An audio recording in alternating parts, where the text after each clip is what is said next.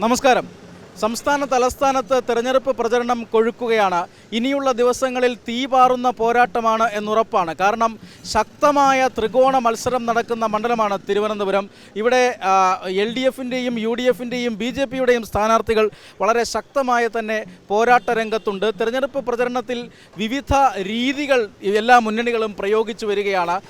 BJP സ്ഥാനാർത്ഥി NDA സ്ഥാനാർത്ഥി രാജീവ് ചന്ദ്രശേഖറിൻ്റെ ഒരു തെരഞ്ഞെടുപ്പ് പര്യടനം ആണ് നടന്നുകൊണ്ടിരിക്കുന്നത്. എനിക്ക് പിന്നിൽ കാണുന്നത് പോലെ ഈ രൂപങ്ങൾ രാജീവ് ചന്ദ്രശേഖറിൻ്റെയും അതോടൊപ്പം തന്നെ നരേന്ദ്രമോദിയുടെയും രൂപങ്ങൾ ആണ് നമുക്ക് വളരെ രസകരമായ, എന്നാൽ ഒരു രസകരമായ വലിപ്പത്തിലും കൃത്യതയിലുമൊക്കെയുള്ള ഒരു രൂപമാണ് ഇത്. നമുക്കറിയാം, നമ്മുടെ ഉത്സവ സീസണുകളിലൊക്കെ നമ്മൾ ഇത്തരം രൂപങ്ങൾ കണ്ടിട്ടുണ്ട്.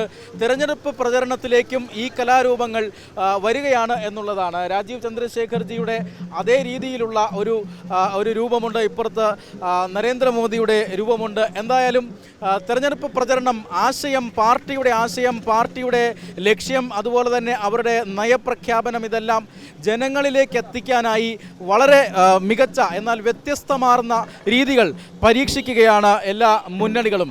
ചേട്ടാ, എന്താണ് ഇവിടുത്തെ ഈ തെരഞ്ഞെടുപ്പ് പ്രചരണ രീതികളെല്ലാം കൊഴുക്കുകയാണ്, രൂപവും ഭാവവും മാറുകയാണ്. എന്താണ് തിരുവനന്തപുരം മണ്ഡലത്തിൻ്റെ അവസ്ഥ?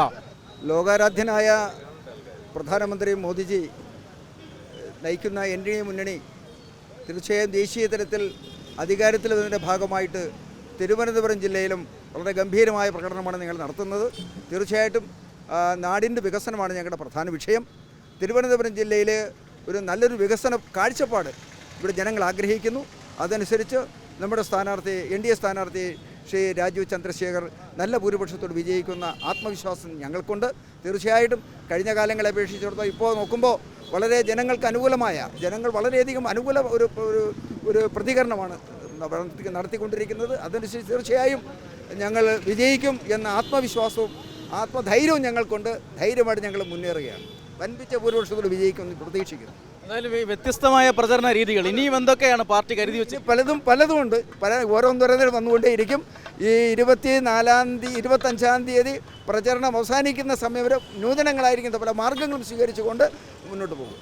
എന്തായാലും വ്യത്യസ്തങ്ങളായ പ്രചരണ രീതികൾ പരീക്ഷിക്കുകയാണ് മുന്നണികൾ. നമ്മൾ ഈ കാണുന്നത് പോലെ ഇനിയും വ്യത്യസ്തമായ ഒട്ടനവധി പ്രചരണ ആയുധങ്ങളുമായി BJP അല്ലെങ്കിൽ NDA സ്ഥാനാർത്ഥി വീണ്ടും വരുമെന്ന് തന്നെയാണ് നേതാക്കളുടെയും പ്രവർത്തകരുടെയും എല്ലാം അഭിപ്രായം. തിരുവനന്തപുരത്തെ ശാസ്തമംഗലത്ത് നിന്നും തത്വമയി ന്യൂസിന് വേണ്ടി ക്യാമറമാൻ ശ്രീജിത്തിനൊപ്പം കുമാർ സംയോഗി.